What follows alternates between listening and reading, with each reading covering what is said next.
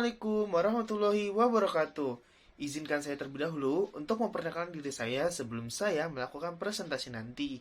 Perkenalkan, nama saya Anugrah Rega Setiawan, biasa dipanggil Rega, dengan nomor MPM 23402516276, Program Studi Manajemen di Universitas Nasional.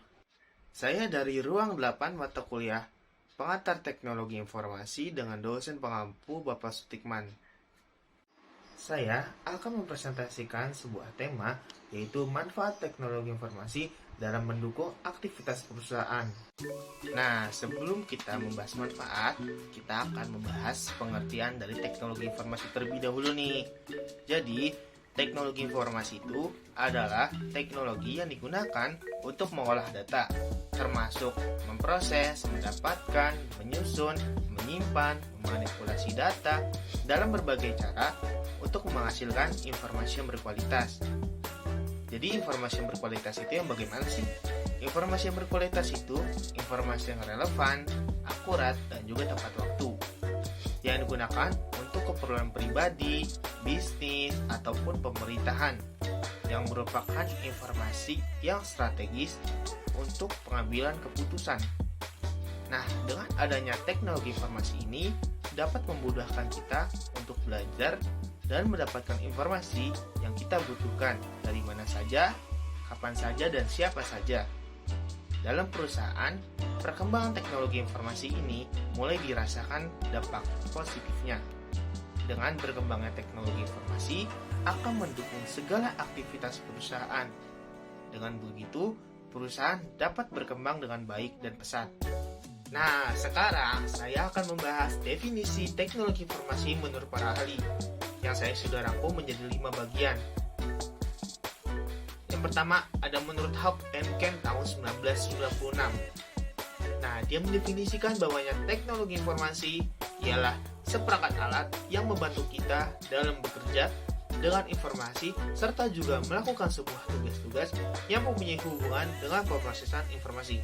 Yang kedua nih, menurut Martin tahun 1999, dia mendefinisikan bahwanya teknologi informasi ialah sebuah teknologi yang tidak hanya pada teknologi komputer. Teknologi komputer ini maksudnya ini perangkat keras dan juga perangkat lunak. Oke, kita lanjut. Yang akan digunakan untuk dapat memproses serta juga menyimpan informasi, melainkan mencakup teknologi komunikasi ini untuk mengirim atau juga menyebarluaskan informasi. Yang ketiga, menurut Lucas tahun 2000. Oke. Dia mendefinisikan bahwa teknologi informasi ialah segala bentuk teknologi yang dapat diterapkan untuk dapat mengirimkan sebuah informasi dengan melalui media elektronik. Yang keempat, menurut MC Kian, dia mendefinisikan bahwa teknologi informasi ialah sebuah istilah umum untuk teknologi yang membantu manusia di dalam membuat, mengkomunikasikan, mengubah, menyimpan, dan juga menyebarluaskan informasi. Yang terakhir, menurut Kenneth C. L., teknologi informasi ialah sebuah alat yang mengatasi perubahan yang terjadi. Di dalam masalah ini, perubahannya yaitu perubahan informasi yang sudah diproses serta juga dilaksanakan penyimpanan. Selanjutnya, kita membahas fungsi dari teknologi informasi. Apa aja sih fungsi dari teknologi informasi itu? Mari kita bahas. Jadi, teknologi informasi itu fungsinya ada 6 nih. Yang pertama ada menangkap, capture, menyimpan, storage, mengelola, processing, transmisi, transmission, mencari kembali atau retrieval, dan yang terakhir menghasilkan atau generating. Mari kita ulas satu-satu nih. Yang pertama dari menangkap atau capture. Maksudnya menangkap ini apa sih? Kegiatannya apa sih? Nah, jadi menangkap ini kegiatannya yang melakukan atau juga melaksanakan kegiatan menginput data serta informasi. Jadi dalam yang pertama ini menangkap ini, dia melakukan sebuah kegiatan menginput data serta juga informasi. Itu yang disebut dengan menangkap. Nah, yang kedua ada menyimpan atau storage. Maksudnya menyimpan di sini adalah menyimpan data atau juga informasi di dalam bentuk media untuk kepentingan lain, seperti misalnya disket, hard disk, compact disk, dan lain-lainnya. Yang ketiga nih, ada mengelola atau processing. Maksudnya mengelola tuh apa sih? Nah, jadi mengelola ini maksudnya adalah memproses data yang diterima untuk dapat menjadikan suatu informasi. Pengolahan data dapat berbentuk mengubah data ke bentuk lainnya. Nah, itu tuh yang disebut mengelola. Nah, yang keempat ada transmisi atau transmission. Nah, transmisi ini merupakan mengirim data serta juga informasi dari satu lokasi ke lokasi lainnya dengan jaringan komputer. Nah, jadi transmisi ini maksudnya kita mengirim data nih dari lokasi A ke lokasi B. Nah, makanya jaringan komputer tuh. Nah, makanya itu disebut dengan transmisi. Nah, yang kelima ini ada mencari kembali atau retrieval. Nah, di sini adalah maksudnya melaksanakan penelusuran untuk dapat memperoleh kembali atau juga menyalin. Nah, sekarang yang terakhir nih, yaitu menghasilkan atau generating. Maksudnya apa sih menghasilkan atau generating ini? Nah, maksudnya di sini adalah mengorganisasikan sebuah data serta informasi ke dalam bentuk yang lebih bermanfaat. Setelah kita tadi membahas fungsi teknologi informasi, sekarang kita membahas manfaat teknologi informasi bagi aktivitas perusahaan. Apa aja sih manfaatnya? Ada 6 nih manfaatnya bagi aktivitas perusahaan nih. Yang pertama, teknologi informasi ini memberikan kemudahan pada kegiatan bisnis dan juga lingkungannya yang semakin jauh dengan ketidakpastian. Nah, kan kegiatan bisnis dan lingkungan ini kan penuh dengan ketidakpastian.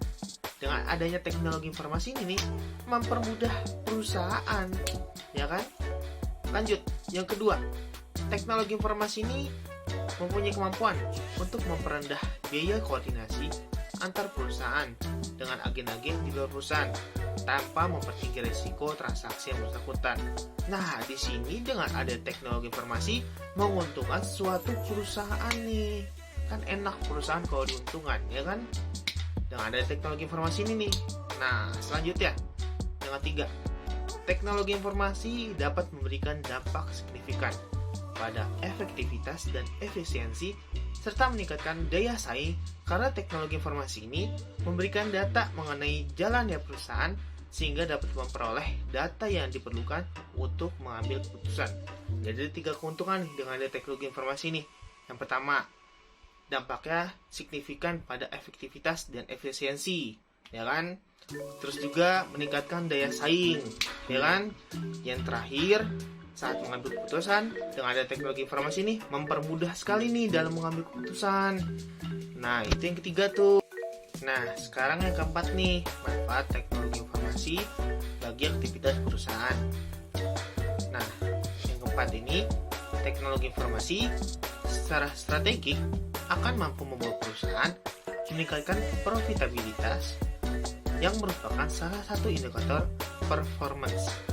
Nah, jadi nih, dengan ada teknologi informasi ini meningkatkan profitabilitas suatu perusahaan.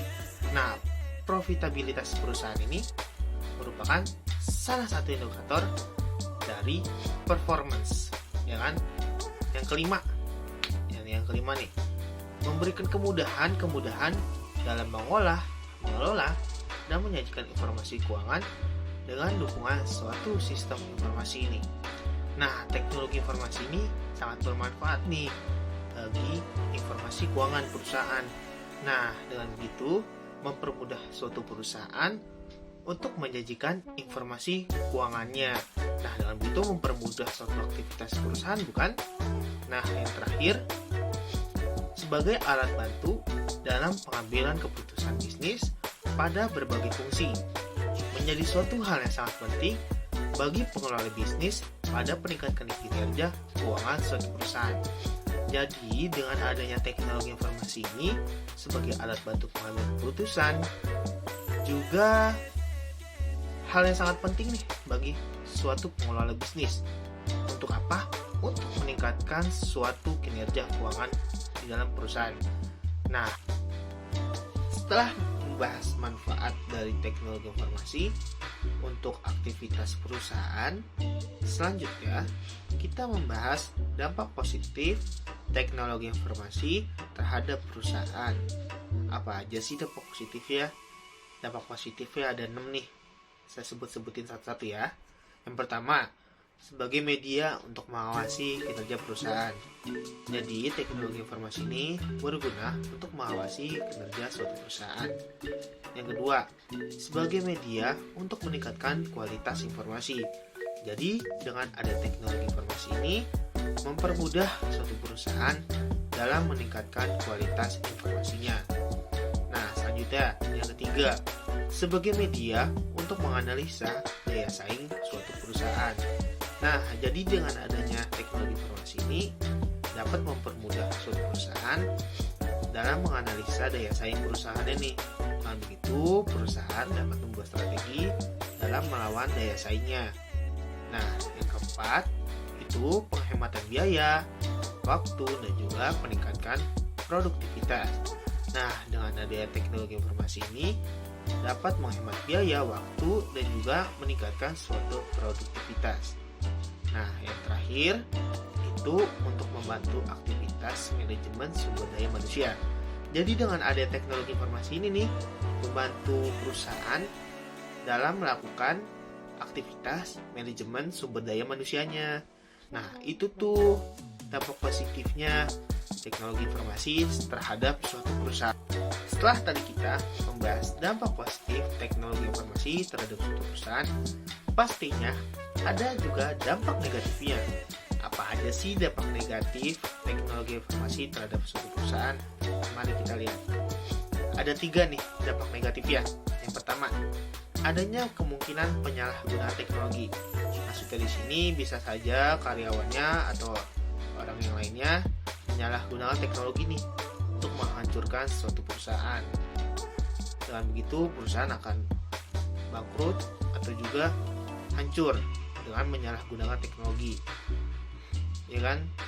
Yang kedua, tingginya kemungkinan masalah penolakan penggunaan teknologi. Mungkin maksudnya di sini orang-orang yang belum paham tentang teknologi, makanya dia menolak dengan adanya penggunaan teknologi.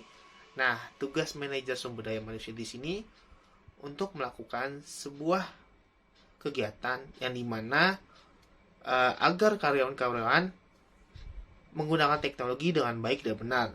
Yang terakhir, mengurangi sifat sosial. Nah, dengan ada teknologi informasi ini dapat mengurangi sifat sosial seseorang.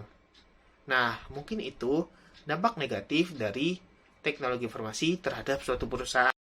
Setelah kita membahas definisi, fungsi, manfaat, dan juga dampak positif serta dampak negatif, sekarang kita akan membahas contoh perusahaan yang menerapkan teknologi informasi.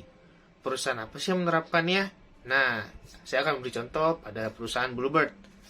Nah, penerapan teknologi informasi pada perusahaan Bluebird merupakan bagian dari kesuksesan Bluebird. Bluebird mampu menyediakan standar layanan berkualitas tinggi selama bertahun-tahun hingga saat ini.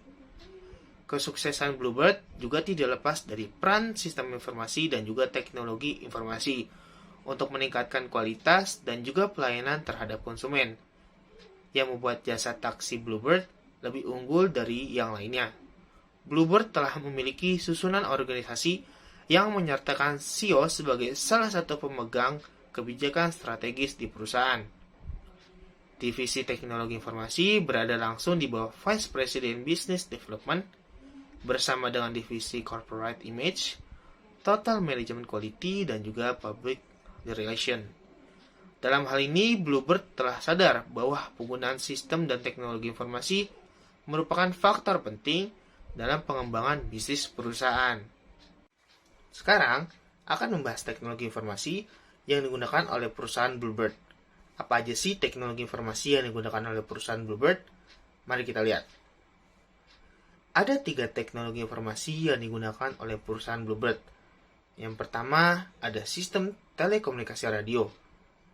Pada awal mulai berdiri perusahaan Bluebird, Bluebird telah menggunakan sebuah sistem telekomunikasi radio dan juga merupakan armada pertama yang menggunakan teknologi ini pada setiap taksinya. Jadi perusahaan Bluebird ini adalah perusahaan taksi pertama yang menggunakan sistem telekomunikasi radio pada setiap taksinya. Lalu selanjutnya, yang kedua ada SMS taksi. Salah satu layanan Bluebird adalah SMS taksi. Dengan adanya SMS taksi ini memudahkan customer untuk melakukan pengorderannya. Untuk dapat melakukan order, customer terlebih dahulu harus mendaftarkan nomor selulernya melalui SMS atau website Bluebird. Dengan adanya SMS taksi ini memudahkan para customer untuk memesan sebuah taksinya. Tapi, seiring dengan perkembangan zaman, Bluebird sekarang telah menciptakan aplikasi di dalam smartphone canggihnya. Nah, dengan adanya aplikasi Bluebird ini dapat memudahkan para pelanggan juga untuk memesannya. Tapi bedanya dengan SMS taksi ini, aplikasi Bluebird ini lebih canggih daripada SMS taksi. Yang terakhir atau yang ketiga adalah ERP atau Enterprise Resource Planning. ERP adalah perangkat lunak yang berkapasitas untuk menjalankan bisnis dengan mengintegrasikan beragam fungsi dan sistem. ERP merupakan sistem yang mengintegrasikan seluruh sistem yang ada dalam suatu perusahaan untuk mendapatkan informasi yang benar dan digunakan untuk pengambilan keputusan. Penerapan ini bertujuan untuk meningkatkan efisiensi, produktivitas yang ada, pada gilirannya berujung pada peningkatan profit. Dengan ERP, Bluebird dapat memonitor banyak informasi penting secara mudah dan tepat waktu. Sekian materi yang telah saya sampaikan. Assalamualaikum warahmatullahi wabarakatuh. Sampai jumpa.